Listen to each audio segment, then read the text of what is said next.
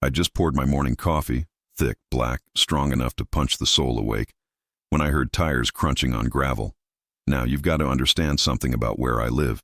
It's remote, not countryside remote. I mean, 4 miles down a winding trail past a private iron gate, through 400 acres of forest I legally own. My cabin sits on the crest of Hawk's Tooth Ridge. The view? Unreal. Pine sea below. Golden Valley stretching miles. Silence thick enough to hear your heartbeat. So, yeah, hearing an engine that early, that wasn't normal. I stepped out onto the porch, still in boots and flannel. That's when I saw the first thing wrong. A red Nissan Altima. Dusty. Dent on the bumper. City plates. And stepping out of it was a woman in a neon pink tracksuit, clipboard in hand, face twisted like she'd just tasted battery acid. Karen. The kind of woman who weaponized neighborhood apps and threatened lawsuits if your grass grew half an inch too tall. I hadn't seen her before, but the attitude. I'd met her 1,000 times in life, and here she was, stomping through pine needles like she owned the place. I barely said, "Can I help you?" before she cut me off. "You're in violation of Article B, Section 9, she snapped, tapping the clipboard. "That porch swing is not HOA approved." I blinked. "This is private property. Every cabin in this valley is under jurisdiction of Sunset Ridge HOA, she declared like she was reciting law. But I built this cabin, bought the land in cash, even laid the plumbing myself. I didn't just own a cabin. I owned every acre from Hawk's Tooth down to the stream at Ironwater Fork. She was standing on my ground. I told her that, calmly, with full control. But Karen? She laughed in my face, said I was going to regret being hostile to authority. She stormed off and pulled out her phone. 10 minutes later, a black Harley pulled up. A guy the size of a refrigerator got off, biker vest, tats, swinging a thick chain in one hand. No helmet, just rage. And that's when he walked right up to my 73-year-old neighbor Frank, a Vietnam vet who lives half a mile down trail, and slapped him. Hard. Frank hit the dirt. My blood went cold. Karen was screaming about trespassers and vagrants and finally cleaning this place up. I was about to step in when the situation turned nuclear. That's when the black Cobra Commando stepped out from behind the trees. Jet black boots, tactical gear, mask over the face, AR slung low, no patch, no warning, just pure presence. The biker froze. Karen turned sheet white, because when the Cobra spoke, it wasn't loud, but it sliced through the air, like steel. "This land belongs to Mr. Grayson, and you've just committed assault." I'd hired him months ago, off-book, ex-military, quiet, absolute loyalty. I never expected to need him. But today, he was the thin line between order and chaos. Karen screamed something about calling the sheriff. "Please do," I said. "I'd love to show them the deed. Maybe even the footage." She didn't know. None of them knew. I didn't just live here. I owned everything. Every tree, every trail, every cabin for 6 miles. And the moment they touched Frank, they crossed a line they couldn't uncross. What happened next wasn't war. It was justice. My justice. Karen's voice echoed through the trees, shrill and furious. She was yelling into her phone like it was a war horn, dropping legal terms she didn't understand, trying to paint herself as the victim. But the moment Cobra stepped into view, calm and armored like a shadow out of a war zone, the whole mood shifted. The biker who slapped Frank stood frozen, chain halfway raised. Frank was on the ground, blood trickling from his lip, but the old man was tougher than nails. He was already pushing himself up. "I've got the county sheriff on the line," Karen barked. "You're going to jail for threatening an HOA representative and harboring vagrants." Cobra didn't flinch. "Tell them to bring a real warrant, or I'll detain all 3 of you under private land trespass codes." Karen laughed like she thought it was a joke. "You can't detain anyone." Then Cobra stepped forward and in one smooth move, disarmed the biker. Chain on the ground, guy screaming in pain, wrist twisted. That's when sirens cut through the valley air.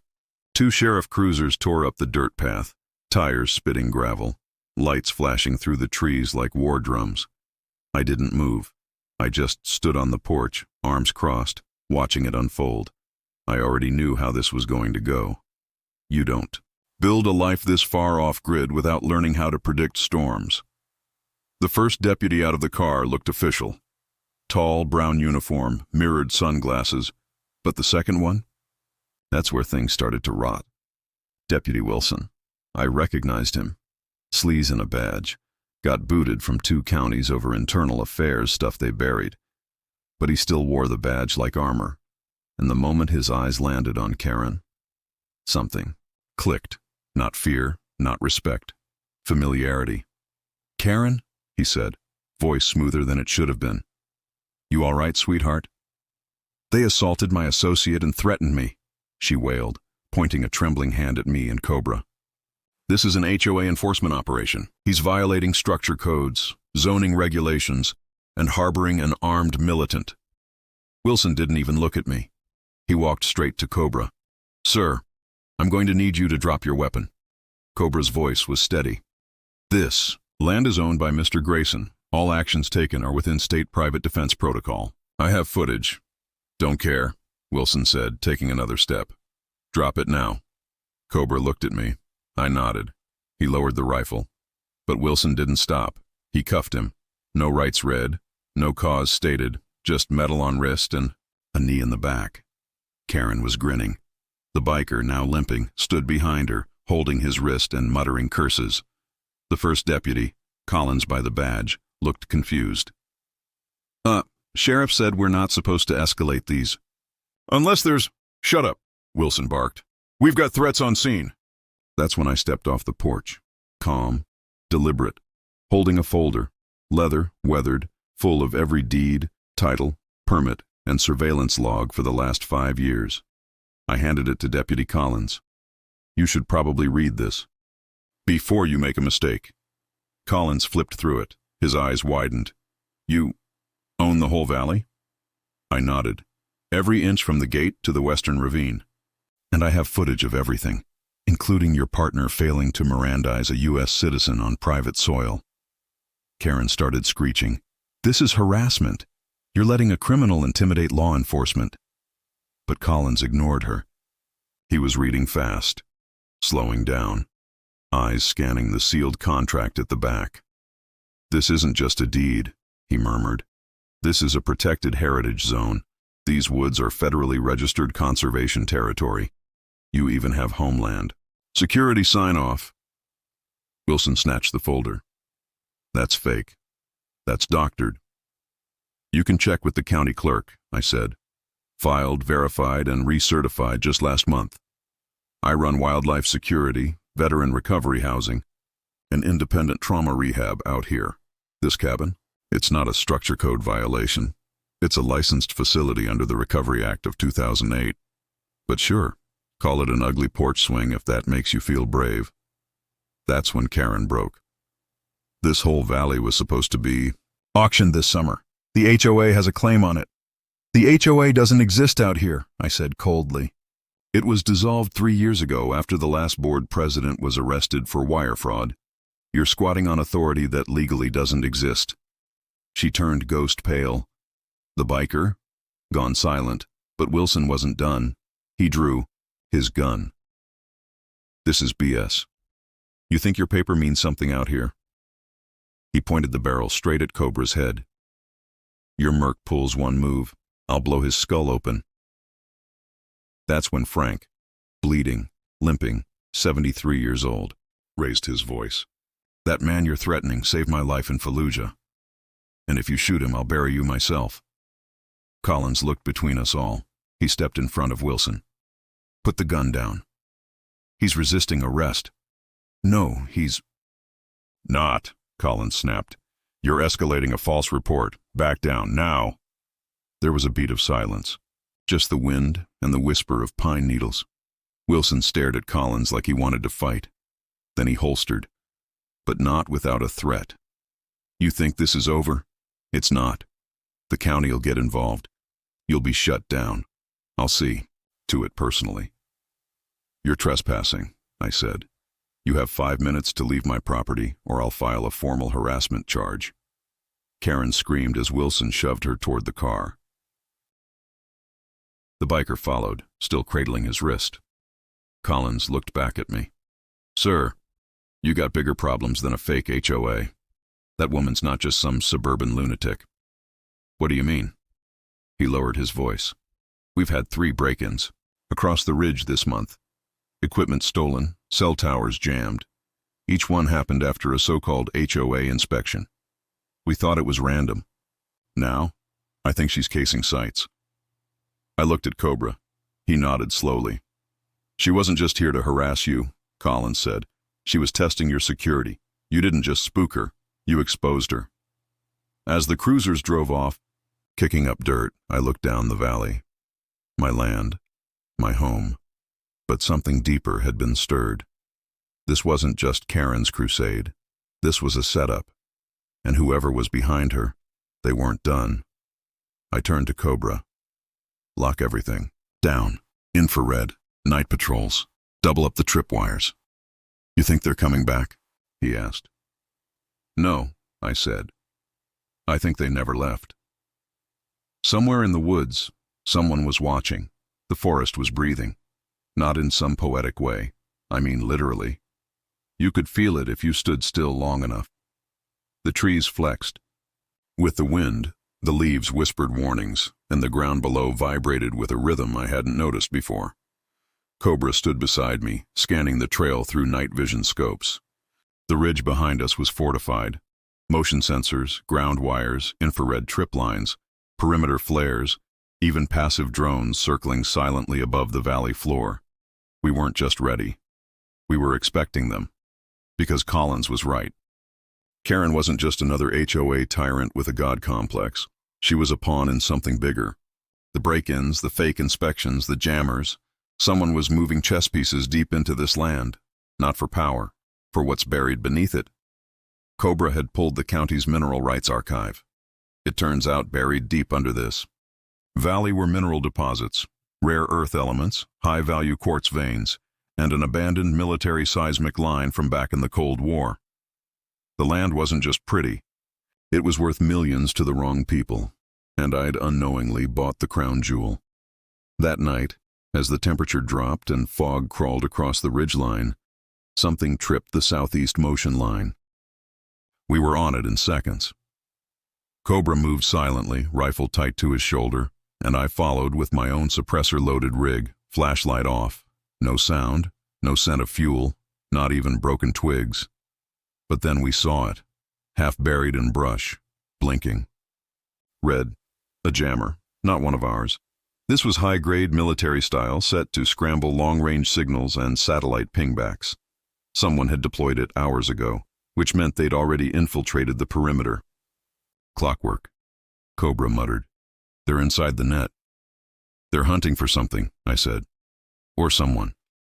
That's when we saw the cabin lights up the western hill. Frank's place. They were flickering, erratic. Not just a power surge. Something was wrong. We sprinted. No radio. It was jammed. By the time we crested the hill, Cobra dove low, scanning. "Windows busted," he whispered. "No vehicle." I raised my rifle and moved to the door. Wood splintered. Glass crunched under boots. I kicked it open and swept the room. Empty. Blood on the table. No sign of Frank. No sign of a struggle. But the chair was knocked over, and his shotgun was gone. Then Cobra held something up.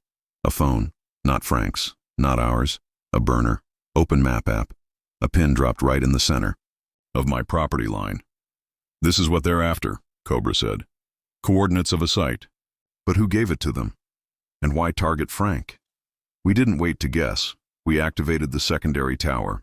A shortwave fallback I'd hidden under a fake well casing years ago. Cobra got it online in 90 seconds and launched a pulse transmission to Collins Station. Just one word. Compromised. 20 minutes later, Collins replied with an encrypted response. 2 words. Karen missing. That was the moment the puzzle started taking shape. She wasn't just casing property. She was the delivery system, planting jammers, marking coordinates, pretending to play HOA cop while feeding intel to something bigger. And now she was either taken or flipped. They moved her, Cobra said. Or she led them here. Either way, I said. We follow the coordinates. We packed light, thermal kits, silent comms, suppressed arms, one tactical drone. By 2:15 a.m., we were trekking down a barely used game trail that ran along the creek. Fog thickened, blocking moonlight, which meant perfect cover. The coordinates led us to an old ranger station built in the 1960s, long abandoned, condemned after a fire, sealed up by the county. Or so we thought. The foundation had been breached, concrete cracked in one corner, a false panel slid back with almost surgical precision. Cobra scanned it with his thermal cam. Heat below? 3 figures. 2 stationary, 1 pacing, 20 meters down. We didn't wait. We descended the shaft, rusted ladder, concrete tunnel, and found ourselves in what had once been a fallout shelter. But it had been transformed. Computers, maps, surveillance feeds showing trail cams from my forest, even infrared overlays of my cabin. In the corner, Karen, duct tape over her mouth, hands zip-tied, bruised. Someone had turned on their own. And in the center of the room, back turned to us, stood a man in a green bomber jacket. Calm, watching footage, hands behind his back. I was wondering when you'd show, he said without turning. Cobra trained the rifle. Hands where I can see them. The man raised his arms slowly. I'm not armed, but I am the reason you're being hunted. He turned. Thin face, steel gray eyes, scars down his neck. Name's Adler, he said. Used to work with DARPA, until we got shut down. You're sitting on what was once going to be a seismic testing field. Then your family bought it out from under us. Quietly. Cheap. Before anyone noticed. I bought it because I wanted peace, I said, not profit. Well, Adler grinned. Peace doesn't get you a $78 million vein of neodymium under your porch swing. Cobra moved forward, fast, disarmed him, and zip-tied his wrists. But Adler just laughed. You have no idea what you're mixed up in, do you? You think this is about land and title deeds? He nodded toward Karen. She was the bait. HOA nonsense was just theater. She mapped your security systems, traced your patrol routes, and labeled the cabins. You think the biker was random? That was a test. A social trigger test to see your response time. I glanced at the screens. Then why isn't my cabin breached? Because you stopped the play mid-act, he said. But it's not over. You've still got moles inside the county office. You think Deputy Wilson just showed up by accident? That's when we heard a beep, a countdown on the monitor. 2:43, 2:42, 2:41. What's that? I asked. Adler smiled. Insurance.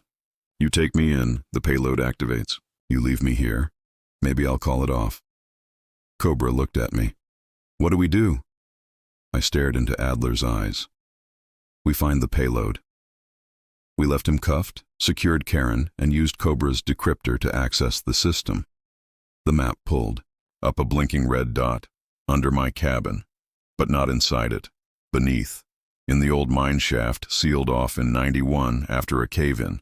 My land, my oversight, my responsibility. We moved faster than ever, reached the shaft by 3:10, cracked it open, descended.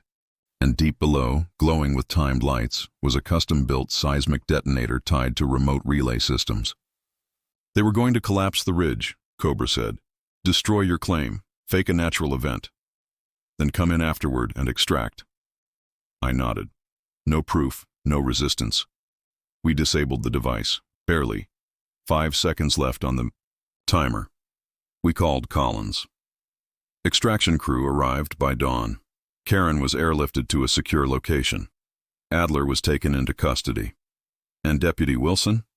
Caught trying to flee the state 2 hours later. His cruiser, filled with hard drives, photos, fake HOA badges, and a folder marked Valley Transfer Operation. This wasn't just a land grab. It was an operation, built on silence, funded in secret, ready to erase everything to steal one valley's worth of mineral gold. But they didn't count on one thing. Me. I didn't just own this land. I protected it with everything I had. And I wasn't done yet. Dawn broke like fire across the tree line. The air was still, like the land was holding its breath after the storm. Karen was airlifted out at 6:22 a.m. She didn't speak a word the entire ride. Her hands trembled. Her eyes were locked forward, like she wasn't sure if she was the villain, the victim, or both. But the moment she hit ground at the secure state facility, she finally whispered one sentence to the field agent. "I didn't know they were going to kill him." That sentence changed everything. Cobra and I stood by the old mine shaft watching. State units swarmed the area. They brought in teams, drones, bomb techs, geologists, even a federal survey group. Within hours, what we had exposed wasn't just criminal. It was federal espionage and mineral theft on land classified under conservation protection. A sealed directive showed up from Homeland within 24 hours, placing the valley under temporary federal protection, pending full investigation. But that wasn't enough. Not for me. I wanted this in the open. I wasn't going to let the same government that let Adler's team run wild sweep it under the rug. So I did something no one expected. I went public. I took the footage. The arrest. The bunker, the live seizure of explosives, the confession tapes, and I uploaded them to a live stream titled, "They Tried to Steal My Valley." It hit 2.4 million views in 3 hours. People were furious, real furious. Comments poured in like wildfire. This isn't just one guy's land.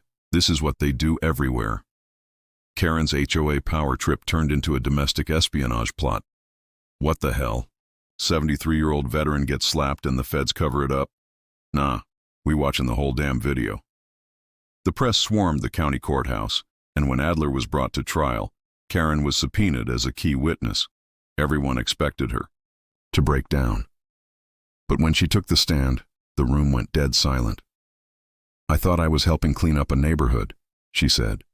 "They told me this land was unregulated, that it needed oversight, that these people were squatters. I was stupid. I got played. But I saw what they were doing under that ranger station. I saw the blueprints for the bomb, and I saw the names on the contracts, including a federal judge." Boom. Courtroom erupted. The judge slammed the gavel so hard the head cracked. Trial paused. Federal oversight swept in. Karen walked out under full protection. Her statement flipped the case inside out. Because now this wasn't just corporate theft. This was institutional collusion. Adler's lawyers tried to claim he was acting as a rogue agent, but the hard drives told a different story. Every payment, every assignment, every false HOA order was tracked through shadow accounts leading to a shell company with ties to military contractors. The same contractors who tested seismic equipment in rural zones under classified energy programs. The name on the final authorization? Deputy Wilson. Turns out he wasn't just a dirty cop. He was a liaison. A bridge between local law and covert mineral seizures. He'd done this before, 3 other towns across state lines. Places where land changed hands mysteriously after natural accidents. This was going to be the 4th. Until I stood in the way. The jury didn't take long. Adler, life in federal prison. Wilson, 30 years without parole. 2 of his deputies flipped and exposed deeper networks. Karen, she agreed to testify against others in exchange for full immunity and relocation. Her final words to me before they moved her to witness protection: "I thought I was the lion, but I was just the leash." I didn't answer. I didn't have. 2. The real victory wasn't in the courtroom. It was back in the valley. Cobra and I rebuilt Frank's porch first. Man never asked for anything. But after all that, he sat there with his coffee, same cup he carried through 2 wars, and said one sentence that stuck with me. "You don't own land like this," he muttered. "You just earn the right to protect it." So we made it official. We turned the valley into a full protected, veteran-operated reserve. All paperwork filed, no loopholes, no back doors, no sale clauses. Every cabin fitted with military-grade surveillance and passive defense systems. A new community began to rise. Real people. No Karens. No fake HOAs. Just purpose. We built a healing center for combat vets. A survival school for youth rehab. We planted trees where the old trails burned. And in the center of it all, right, under the mountain ridge where the detonator was hidden, we built a monument. It read, "Peace is earned, not given." And that's where the story should have ended. But 1 month later, I got a letter. No return address. Inside, a single photo. Adler, sitting in a cell, smiling. Behind him on the wall, scribbled in chalk, was a phrase, "Next time we won't miss." Cobra stood beside me reading it. His eyes didn't blink. "You ready for that?" he asked. I nodded. I was born ready. Because this isn't just a valley, it's a battlefield. And I protect everything that calls it home. Let them come.